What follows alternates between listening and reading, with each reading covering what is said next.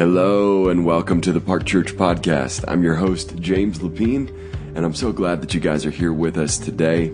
Every time that we do this show, we bring on a well-known author or speaker. We take their ideas and we distill them down into practical next steps that you can incorporate into your everyday life. Our guest today is Dr. Wesley Hill. He's an assistant professor of biblical studies at the Trinity School for Ministry in Ambridge, Pennsylvania.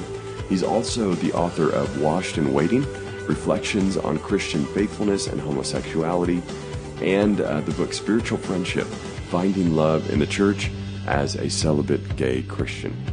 Today on the show, we talk about why he wrote those books, why he identifies as a gay celibate Christian, how the church can disciple those who are same-sex attracted, how to find friendship after college, when it might be appropriate to end a friendship, and a host of other topics. So I think you'll really enjoy it. It's a great show. We mention a lot of resources on this episode, and you can find all of those at parkchurchdenver.org/podcast. There you'll click on the link that says Wesley Hill interview, and then you'll find everything that you need. So if you enjoy this episode, I'd ask you to do two things. Number one, subscribe on iTunes so that you don't miss out when we post another show. And number two, rate and review us while you're there in iTunes. That will help other people find the show. That's all I've got for you now. Let's go ahead and jump into the interview with Wes Hill.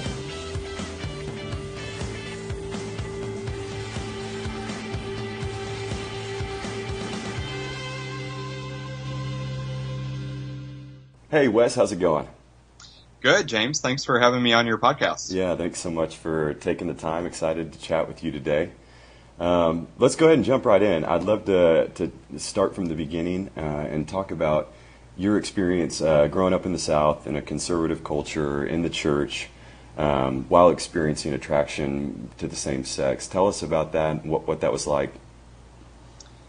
Yeah, thanks. I think when I look back on my upbringing, a couple things stand out. And the first thing is just that it was a deeply loving, deeply Christian environment that I grew up in. I mean, as you say, it was a conservative culture, but as we know, there are different types of conservatism, and some of them can be really quite damaging, and some of them can be filled with a lot of love. And mine was definitely the latter, filled with a lot of love. My parents are still married, very strong Christian people. And, my earliest memories are of them sort of teaching me stories from the Bible. And we still have drawings that I made when I was a young kid of scenes from the Bible stories that they were teaching me. And like a lot of evangelical kids, around 4 or 5 or 6 years old, I asked if I could invite Jesus to come into my heart and be my Lord and Savior. And my parents were there to walk me through that. And yet, at the same time, as you say, as I grew older and went through puberty, I realized that I was experiencing what people will often refer to as same-sex attraction or homosexuality or gay desire, same-sex orientation, a lot of different labels we could put on it. But, I realized around 13 or 14 that was happening to me. I was going through that personally. And in spite of all the love and affirmation that I felt from my church, from my youth pastor, from my friends, and certainly from my parents, I experienced a lot of embarrassment and shame and fear about confiding this in anyone. And so I look back on that as somewhat paradoxical. I knew that I was loved. I knew that I was loved by God and the people around me, but I also felt that this was something, what I was experiencing was so unusual, and so the way things ought not to be, that I didn't feel that I could talk about it. And so I remember thinking I'll hopefully make it to college, and having never told anyone about this, and then maybe when I get to college something will change and I can actually go to my grave without having told anyone about this. So I look back both with fondness for the way I was raised and with a sense of sadness and wistfulness that I for whatever reason, felt that this was not something I could really process with the people who loved me most. And I think you're right to phrase your question the way you did. What was it like growing up in the South in the conservative culture? I think I'm even now just realizing the ways that culture, although it has many good gifts and graces, in my experience, it was not the kind of culture that encouraged vulnerability about difficult things. And I think there were ways that it reinforced my sense that, this is something I've got to try to figure out on my own. This is not something I can talk with others about. So it was a mixed bag. Sure. Yeah, that makes sense. I think there is some sort of silent sufferer role that we see in Southern culture where, don't talk about what's bothering you. Don't bring it up. Figure it out on your own. There isn't an openness or, like you said, a vulnerability that really is cultivated in the South for some reason. So tell us, in your book, Washed and Waiting, you talk about the transition into college and when you started to experience some relationships where you did feel like you could open up and be vulnerable. So talk to us about that book, what prompted you to write it, and what that transition from your childhood into adolescence into college, what that all looked like. Yeah, I wrote a book, as you say, titled Washed and Waiting. The subtitle is Reflections on Christian Faithfulness and Homosexuality. And I'm glad to be doing this podcast with you because it gives me a chance to let your listeners know that there's actually a second edition of that book that's coming out this fall. It should be October from Zondervan. And so the first edition came out in 2010. Okay. I wrote it shortly after I had graduated college and done an internship at a church for 2 years. And the book is sort of, I think the publisher used the phrase on the back cover, theological memoir. And I sort of like that because I think that captures, the book is trying to tell my story. So it's a memoir in that sense, but it's also trying to understand my story in light of the gospel and in light of Christian theology. And so it's a theological memoir. Yeah. But, the reason I wrote it was I was looking for a book, when I was in my teenage years and when I was in college, I really wanted to find a book written by somebody who said, number one, I'm same-sex attracted. I have a homosexual orientation. Number two, that is not something that's really shifted or changed dramatically for me in any way. And number three, I'm holding to a traditional biblical Christian sexual ethic, which means that I don't feel that I can, endorse gay sex as a legitimate thing for Christians to celebrate and bless. And, I looked and looked and looked for a book like that, and I couldn't find one. I found books sort of on the far right that said, well, if you're gay, you can become ex-gay. And then I found books on the left that said if you're gay, you can get gay married. Right. There wasn't really much in the middle that was trying to say, here's what it feels like to be a gay person who is pursuing a life of chastity because of his or her theological convictions about what Scripture teaches. And so I realized, kind of to my dismay, that if I wanted to read a book like that, I was going to have to write it. So I initially started writing just sort of in the form of journal entries, and I didn't necessarily imagine that it was something I would share very widely. I showed what I was writing to several close friends at the time, and then gradually people started saying to me, maybe you should publish this because there are probably a lot of Christians in your shoes, who would have similar stories, and they are also hoping for a book like this and haven't been able to find one. So that's kind of what made me want to think about possibly publishing. Gotcha. Yeah, you were scratching your own itch a little bit. Exactly. Yeah. Okay. And then, so you in that book you outline when you started sharing your feelings of same-sex attraction with other people, and helpful responses and non-helpful responses. Can you describe some of those for us? Yeah, sure. Yeah, so I made it to college. I went to Wheaton College near Chicago, and I made it there having not told anyone about my sexuality. Yeah. And I started college sort of with the hope that if I met the right girl, quote unquote, as I knew many people did at Christian colleges, maybe something would shift for me.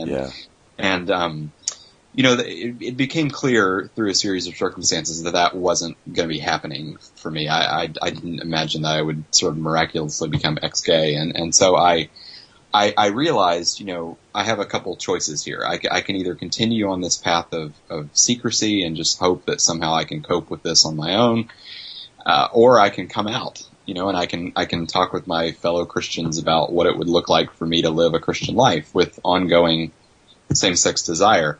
And I quickly realized that was going to be the healthier option. Coming out was going to be the healthier option. Mm-hmm. There's that verse in the epistle of 1 John where John describes the Christian life as a life of walking in the light. And that's really what I came to want, although I was scared of it. And so, it was a question for me, who do I talk to? And I didn't know. I didn't know immediately who would be the safest person to confide in. And what I ended up doing is I ended up telling one of my professors first. He was the first person I came out to. And in retrospect, I think what drew me to him was the fact that he was very, very honest about his own, the things in his own life that were confusing to him or troubling to him. He talked about ongoing depression. He was a very mature Christian believer, deeply rooted in Scripture, but he said, I have a battle with depression, and he was physically disabled, and so he lived with chronic pain as well. And I just remember him saying in class one time, there was a time in his 20s when he was facing a temptation that was so persistent and so dark that the only thing he could do was scream to the Holy Spirit to protect him. And I remember listening to him say things like that and thinking, I think this guy would understand what I'm going through. He probably is not going through the same thing himself, but he would be a safe person to speak with. And and so, I often tell people, the main thing he gave me, the main gift that he gave me when I met with him was the gift of not being surprised. I walked into his office thinking, man, he's going to be bowled over when I tell him that I'm gay. And of course he wasn't at all. I mean, I'm sure I wasn't the first student to confess that to him, and I wasn't the last, I'm sure. There's a great line from Francis Schaeffer where he says, Christians should never have the reaction designated by the term shocked.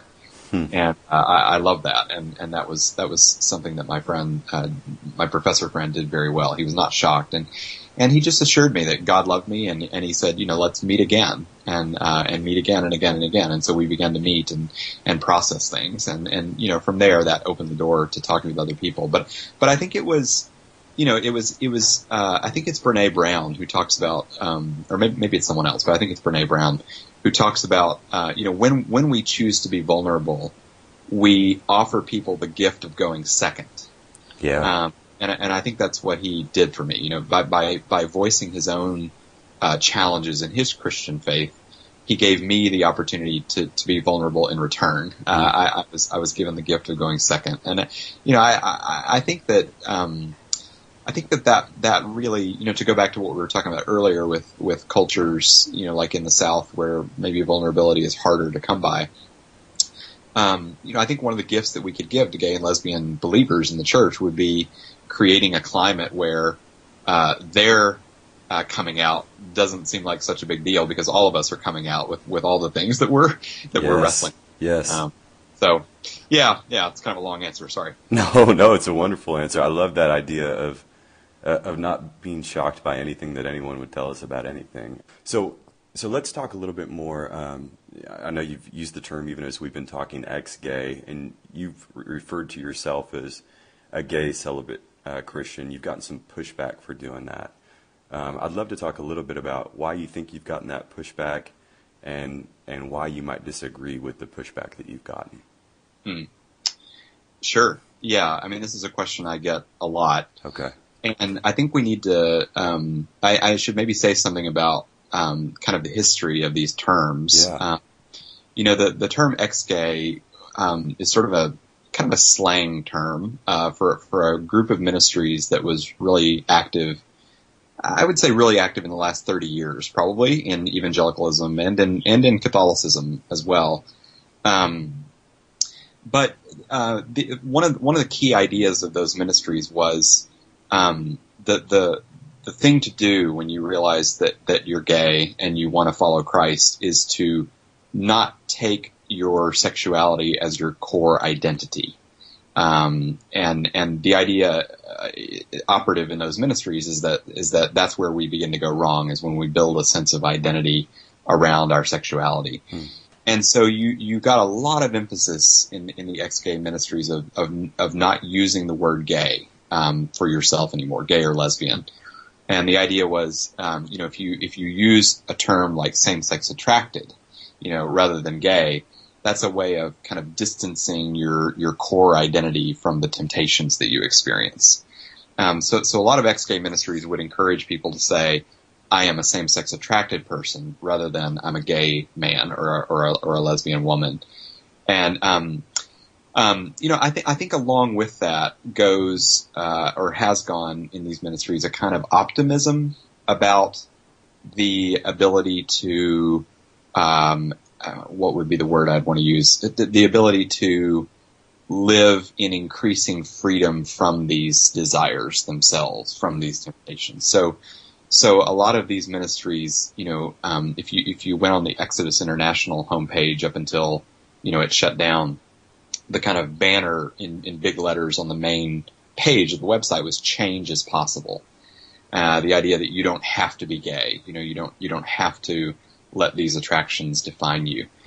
So, I think when I get pushback for calling myself gay, it's largely growing out of those kind of perspectives. Wes, aren't you building too much of your identity around this word gay, and aren't you also foreclosing on the possibility that God would want to change your desires? God would want to rewire your sexuality. So that tends to be where the objection comes from. And I guess a couple things I would say in response to that. I totally agree that gay, it's a word that's not, ideal from a Christian standpoint. I mean, it's not a Christian word, it's not a theological word. And so, in that sense, I think that, Christians are right to sort of be suspicious of any label that we might apply to ourselves that's not determined by the gospel or Christian faith. But I think we sort of identify ourselves with a lot of words like this. I mean, I call myself an American. I call myself an academic. I have the word doctor in front of my name because I have a PhD. I call myself white. There's a lot of things, a lot of labels that I take on that I think can be genuinely descriptive of things about me without me wanting to claim that they ultimately define who I am as a person before God.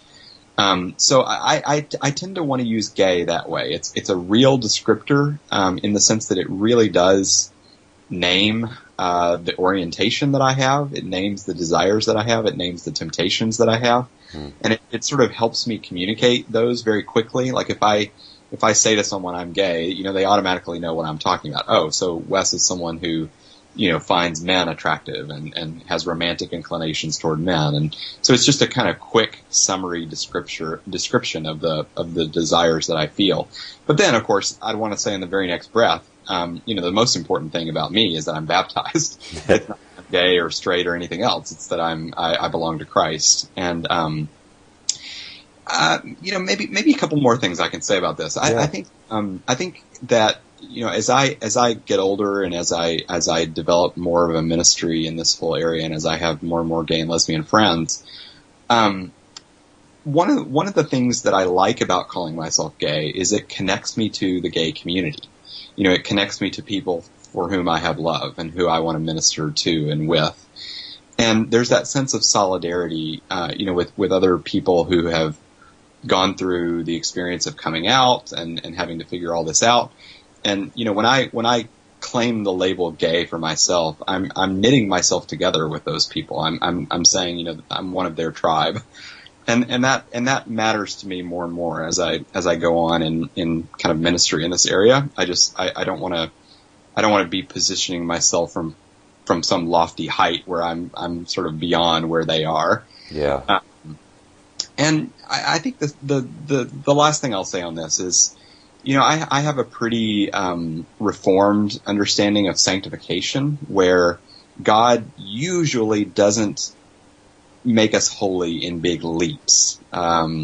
he usually doesn't deliver us in really black and white sort of ways. He does his work in us much more slowly. And if you were going to plot it, it would look like a sort of, a mountain range, like a graph where, there's ups and downs and highs and lows. And I think that some of the ways that the ex-gay movement has talked about homosexuality have not had that kind of understanding of sanctification in mind. They've operated much more with the idea that, if you go through the right kind of therapy, if you do the kind of hard work of delving into your childhood, you can be fundamentally delivered from same-sex attraction, and you can become opposite-sex attracted. And I've just talked to enough people to know that is far from the norm. That is far from most Christians' experience of this. And so I would rather use language that is honest about the fact that I have not experienced any kind of dramatic shift in my sexuality. I'm still just as gay as I was at age 14, and I'm 35 now. Yep. And I don't expect, whatever God does with my sexuality, I don't expect that it's going to be some huge dramatic shift. Mm-hmm. So hopefully that helps a little bit. Yeah, I think that's super helpful. I think that's great. This isn't an easy topic to discuss. I just finished your book, Spiritual Friendship, this morning, actually. I thought it was absolutely stunning. Really, really good job. Couldn't put it down. I had to put it down when my father-in-law would start talking to me down on the beach. But other than that, I thought it was wonderful.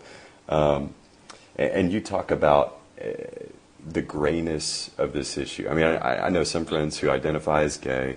They identify exactly the way that you would. I have other friends who have experienced same-sex attraction and continue to, but have also gotten married, feel like they've gotten some kind of deliverance from that. And on and on. The spectrum is, and Mark Yarhouse is really good on talking about the spectrum of this issue.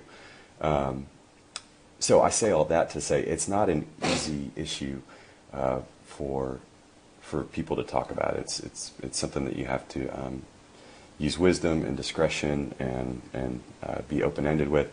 So anyway, to say all that, as you look at the history of the church speaking on this topic, maybe over the past 50, 60 years, what have you seen that's been helpful? I think you've talked about some of the ways that it hasn't been helpful with some of these ex-gay ministries.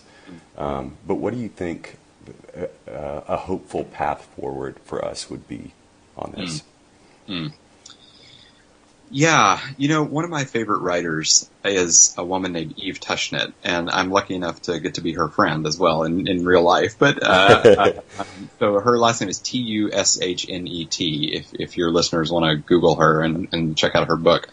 But Eve, for my money, is really pointing us to the way the church needs to go forward, and kind of her big idea is that, the main thing that gay and lesbian believers need is not primarily a sense of what they're called to deny themselves. I mean, obviously that's part of the Christian life. We deny ourselves certain things because we believe that's what Scripture teaches. But if you try to build your life around what you're saying no to, that's not going to work. Yeah. The way Eve says it is you can't have a vocation of no. You can't build a sense of calling around always saying no. You have to build a sense of calling around what you're pursuing, what you're saying yes to. Yeah. And so Eve has invited us as the church to basically approach gay and lesbian believers with the question of what particular vocations are you being called to? How are you being called to give and receive love in the church? Because the assumption is if they're a baptized Christian, they are called to something. I mean, God gives every one of us a vocation in the church. And, I think, the traditional biblical way of thinking would say, gay and lesbian people are not called to same-sex marriage because that's not a Christian vocation. But they are called to something. I mean, it could be committed friendship. It could be a vocation of intentional community. It could be a kind of celibate commitment to someone else. It could be a calling of art or your calling is how you are called to increase the joy and beauty in the world for the sake of the love of God and neighbor. And for me, that is just revolutionary. It's really changed the way I think about this issue because, no longer do I think, well, the main thing is to try to explain in nitty-gritty detail why Scripture says no to gay sex, and as soon as gay people understand that, well, that's their discipleship. Yeah. No, that's just like ground zero of their discipleship. That's not even the main thing. Like the main thing is how can these believers have their gifts and their calling nurtured alongside everybody in the church, whether they're straight or bisexual or whatever their orientation is. All of us are called to love God and neighbor in particular concrete ways. And I'm beginning to see churches kind of catch on to that and explore that, and that gives me a lot of hope in this whole area. Yeah, that's great. I think that's a nice transition into talking about your other book, Spiritual Friendship, which I just mentioned. You talk about the vocation of friendship, committed friendship. So take us to ground zero there. What prompted you to write the book? Who's the target audience? What's the big idea? Yeah, well, thanks. Yeah, the book, so it came out last year, in 2015, and it's called Spiritual Friendship, Finding Love in the Church as a Celibate Gay Christian. I'm really happy with how this book turned out. I tried to really put a lot of my heart into this book, and it's been gratifying to see it finding its way to readers. Yeah. But the main idea of the book is that it sort of takes the reader into a discovery that I made a few years ago. I actually did not know that there was this long Christian history of publicly celebrating friendship. I just assumed that we always did things the way we've done things now, which is kind of put all of our eggs in the marriage basket and celebrate marriage. And I actually did not know that there were actually formal liturgical ceremonies that churches used to honor and sanctify friendship. And for me, that was a real aha moment, because what it said to me is, like, even if I'm not called to marriage, that does not mean that I'm called to loneliness. That does not mean that I'm doomed to loneliness. I'm actually called to be in committed relationships with people as a single person. And I think traditionally the way the church has practiced this is it's been two people of the same sex who maybe make promises to one another or choose to live together, but it doesn't have to be two. My experience of friendship right now is I'm in a sort of intentional community with a married couple who are actually expecting their first child here pretty soon. Oh, cool. So we share a house together and share meals together and pray together and watch TV together and so they're married and I'm single, but we have this sort of familial kind of commitment to one another and they've already asked me to be the godfather to their baby who will be born soon. So those kinds of things where we begin to try to imagine concrete, thick ways for single people and married people to be grafted into really important and vital relationships of friendship and commitment with one another. That's the kind of thing I'm trying to promote with the book. And I think my hope for the book is that it will sort of shift the way that we think about our options. I mean, I think if you had asked me when I was 20, what are your options? I would have said, well, I can either get married to a woman, which feels impossible because of my sexuality, or I can kind of muddle along and live a lonely single life. And I now want to try to say, and I wish I could say to my 20-year-old self, no, those are not the only two options. Mm-hmm. We can begin to imagine ways that married and single can belong together in a really thick familial sort of way in the church. And I do want to say, I don't want to be naive. I think this is countercultural, and I think a lot of people in the church are not quite prepared to imagine this kind of thing. So there is a lot of loneliness, among my gay Christian friends, and I think a lot of us, look at the church's kind of obsession with marriage and family, the whole focus on the family kind of thing. And we wonder, are we actually really, do people want to be in deep relationships of commitment with us? And so I don't want to pretend that we're there yet, but I think that's the direction we need to be moving. Mm-hmm. That's a great vision for the future. I do think that we've made an idol out of the nuclear family in the church. Right. And it's important to realize that we're the family of God as a church family. So yeah, that's great. I was actually texting friends as I was finishing the book this morning with your examples of the 40-year-old woman who had a big house with a big dining room area and having friends over on Sunday nights. I texted a buddy who just bought a house, a single guy, big house with a big dining room area, and said, "Hey, this could be you." Yeah. So I love those ideas of the practical ways to experience spiritual friendship in the church. Absolutely. That's great. Let's talk about friendship a little bit more. Friendships are generally found in institutions like church or school, or in college you have fraternities and sororities. And I think a lot of people that I talk to have difficulties finding friendships later in life after they get done with college. So what advice, you just gave advice to your 20-year-old self, but what advice would you give to a 20 or 30-something who desires community and is struggling to find it or keep it once they do find it? Yeah, it's a huge question, and I mean, I've just been reading. There are now friendship apps. We have dating apps. There are now friendship apps that will try to help you with this. So, oh my gosh, a lot of people are thinking about this. There's actually a piece, a really good piece, on Vox.com by Kate Shellnut. I'm actually looking at it on my computer right now as we talk, but the title of it, you guys might want to Google it if you're listening, is Why 30 is the Decade Friends Disappear and What to Do About It. And she sort of talks exactly like you're saying about this problem of, once we move out of dorm living, let's say in college, now we're most likely we're at more of a distance from our friends geographically. Maybe we live across town, and maybe we're lucky if we get to see them every other week or something. Whereas, when we lived in a dorm, we were seeing them every day. Mm-hmm. And this is a hard thing because sociologists tell us that friendships really thrive on regular, unplanned interactions. And that's why a dorm is so conducive to friendship, because you're just regularly bumping into each other without having to plan it, and you're having spontaneous conversations and games and meals together. And it's very hard to do that when you're in your 30s. Maybe you're once you have kids, you've got sports games to get them to, and if you're single, you might be working long hours and coming back to an apartment, and there's a lot of forces kind of working against us as we get older, maintaining friendships. And this article that I mentioned by Kate Shellnut, she concludes the article by saying she's going to start initiating more.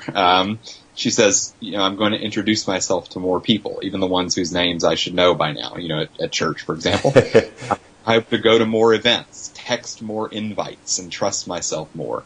These are habits I want to start now before I resign myself to my own routines and consider the whole endeavor hopeless, and I think that's good, kind of putting yourself out there for friendship, as it were, looking for maybe groups to volunteer in so that you can meet more people who might become friends, or maybe joining that small group at church that you've been putting off so that you're, more likely to rub shoulders with people once a week rather than just once a month or something. Mm-hmm. But I think I want to say, and I'm not just pointing the finger here. I want to say, that as I've talked with some of my married friends, who are Christians, a lot of them are beginning to feel like the burden is on them, kind of rightly so. My friend Matthew Loftus, who's a columnist for Christianity Today, he wrote a piece recently where he said, married folks, the burden is on us to try to invite single people over. And we're the ones who actually, are often, a bit more able to practice hospitality than single people. We have a kind of routine that we can invite single people into. And I do think he's right about that. I mean, I think the church should kind of view, the lonely in their congregation as their problem. It's not just the problem of the people who are lonely themselves, but it's the problem of all of us, I guess I think, for example, of how, I think of how the pro-life movement has matured over the years. And one of the ways that it's matured is we have said, abortion is not just a problem that single mothers have to deal with. It's a problem that our community as a whole has to deal with. Yeah. How are we going to become the kind of community that would make it possible for an individual woman to choose life?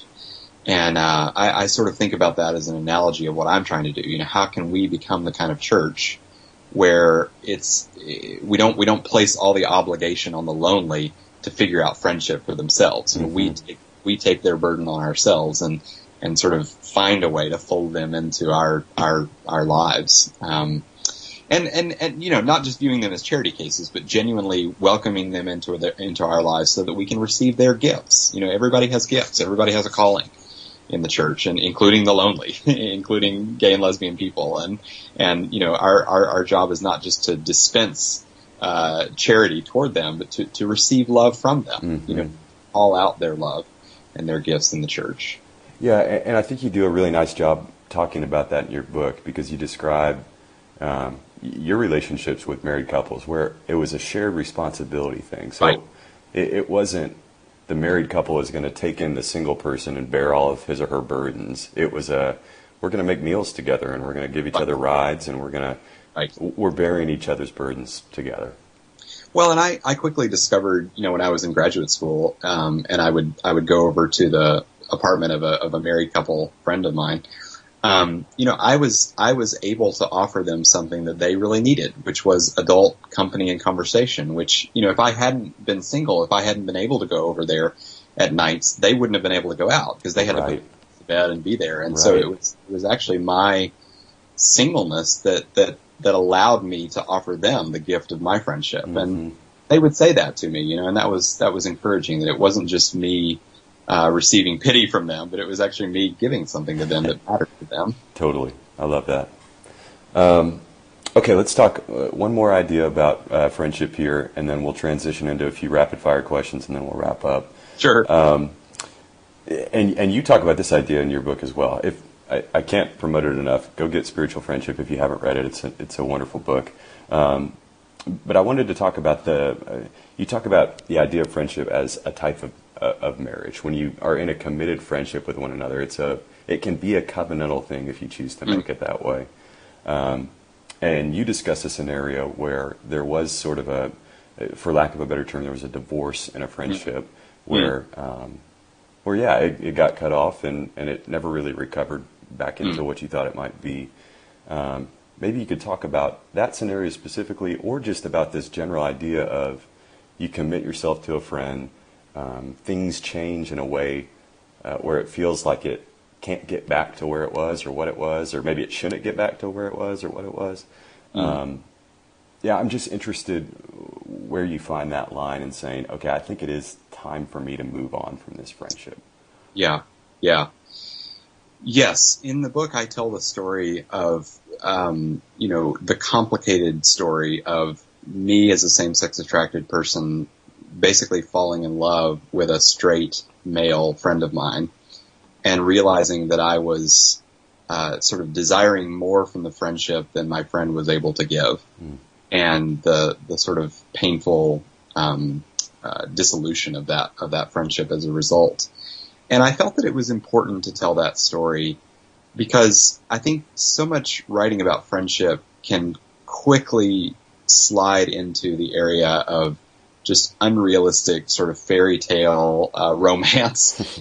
Just like we can sort of overlook how painful and difficult marriage can be when we're celebrating marriage, I think we can also overlook how difficult and painful friendship can be, when we're celebrating friendship. And so I needed to try to find a way to be honest about how friendship can actually be quite disappointing, and it can involve a lot of hurt. I will say on this question, something that's really helped me has been Saint Aelred of Rievaulx, who lived in the 12th century. He was the abbot of Rievaulx Abbey in the north of England. He wrote a book called Spiritual Friendship, so I stole my title from Aelred. But he asks this question, is it ever right to divorce a friend or to leave a friend? And his answer is really subtle, and it's really helpful and interesting. He basically says Christians are obligated to love everybody. We're obligated to love even the people who are persecuting us, even the people who are hating us. So whatever happens with a friend, we're never free from the obligation to love them. But he says that if friendship is about reciprocity and friendship is about mutuality, it's not just me loving you, but it's you loving me back, and it's us kind of having that spark of mutual attraction to each other and sort of mutual care for each other. Aelred says, friendship is having no qualms about entrusting your heart and all of its contents to your friend, and knowing that your friend won't betray your trust. Knowing that you can have absolute confidence in your friend. And Aelred says what can happen is that a friend will break that trust. A friend can betray you, just like Judas betrayed Jesus, and you don't stop loving your friend in that moment, but you stop entrusting your heart to them in the same way, because you know that if you do, they're going to spread your secrets far and wide. They're not reliable in that way anymore. And so Aelred says, a friendship, we break off a friendship at that point. If we can't trust someone anymore, we can't have friendship with them anymore. But that doesn't mean that we stop praying for reconciliation, and it doesn't mean that we stop hoping that they will become a friend again in the future at some point. We in other words, we continue to love them even as we withdraw from them, because they've shown themselves to be not trustworthy anymore. And I think, that's always tricky to work out in real life. When have you reached that point where someone is not trustworthy anymore?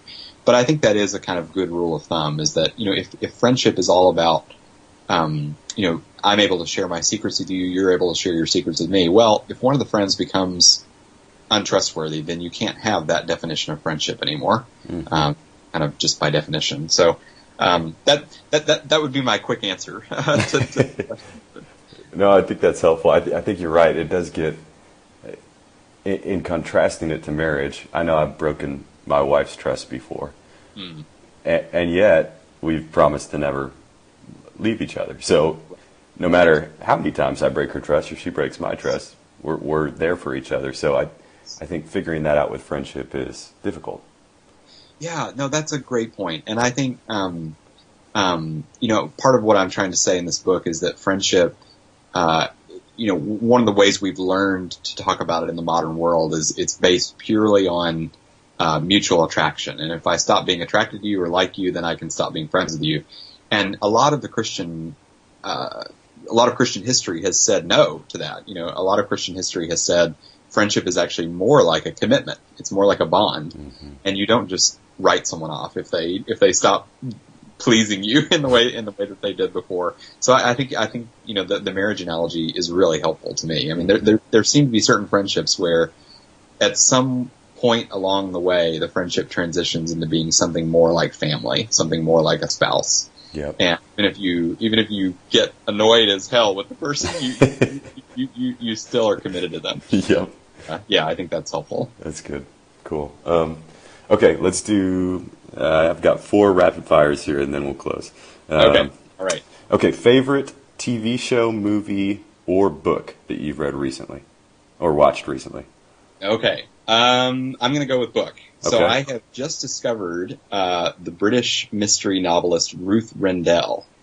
And my friend John Wilson put me onto her, but the first book I read by her is called The Lake of Darkness, and it's an absolutely chilling sort of murder mystery tale, and I love those. So I'd say that's my favorite of the books I've read recently. Okay, great. And I'll link to all these resources that we mentioned. Okay. Great. So these will be in the show notes, along with everything else that Wes has mentioned today. We'll make sure to link to those at www.parkchurchddenver.org/podcast. So if you guys want to check any of these out, they'll be up there. And I'm going to add my favorite TV show. I saw that you tweeted about this yesterday, and my wife and I just started this last night. There's a new show on Netflix called Stranger Things. Oh, yes. It's amazing. Yeah, it's very good, huh? Yeah, really, really good. So check out Stranger Things and check out Ruth Rendell's, what was the name of it? The Lake of Darkness. The Lake of Darkness. Okay, great. Nerdiest thing that you're into right now?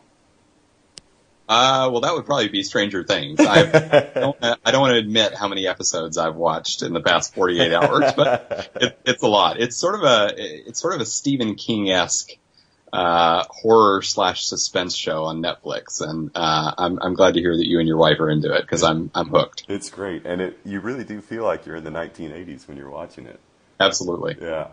Okay, great. now I asked Mike Cosper this question as well. I'm going to ask every guest until the election. Who are you planning to vote for, or how are you choosing to think about this upcoming election? Gosh, that's a big question. So, truth be told, I am still deciding who I will vote for. I know that I can't vote for Trump. Yeah. And I'm weighing the pros and cons of voting third party. I've read an essay by the Catholic philosopher Alistair MacIntyre about the appropriate thing to do when you're faced with two unacceptable options is simply to opt out. So he argues for not voting, which I'm not exactly comfortable with as a citizen of this democracy, but I'm weighing that. And I'm as depressed as I've ever been about the political scene. So I'm afraid I can't answer other than I don't know. Fair enough. Mike told me he was going to write in Bart Simpson, so you guys are in a similar boat, it sounds like. Okay, last question. Any new writing projects in the works that we can be looking forward to? Well, I just turned in an essay that I'm pretty excited about for the next issue of Christianity Today. And it sort of is an essay describing my encounter with the Gospel of Mark in college. I went through a phase where Mark quickly became my favorite of the four Gospels, and I try to explain why that is in this essay. So you can keep an eye out for that. It should be in the September issue of Christianity Today. Okay, awesome. We'll be looking for that. And people can find your work at spiritualfriendship.com and spiritualfriendship.org. .org. Sorry about that. No problem. And they can find Washed and Waiting and Spiritual Friendship on Amazon. That's right. Yep. Anywhere else we should point folks to find your stuff? There are links on my website, spiritualfriendship.org, but Amazon is probably the easiest place to go. So thanks so much, James, for highlighting those. Yeah, and thanks for coming on. We really appreciate it. Well, thanks so much. It's been my pleasure. All right, take care. All right. Thanks, James. Bye.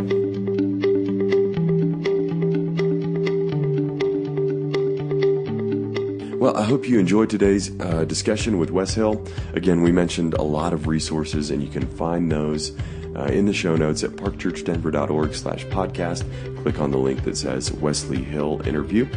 Again, two things that I'd ask you to do as we close. Number one, subscribe in iTunes so that you don't miss out when we post the next episode. And number two, while you're in there, go ahead and rate and review the show. That will make it easier for other people to find us. Finally, I'm always available at james@parkchurchdenver.org. I'd love to hear any thoughts that you had, what you enjoyed about today's episode. Feel free to shoot me an email there. Would love to hear from any of you. That'll do it for this week. Thanks so much for listening, and we'll see you next time. Take care.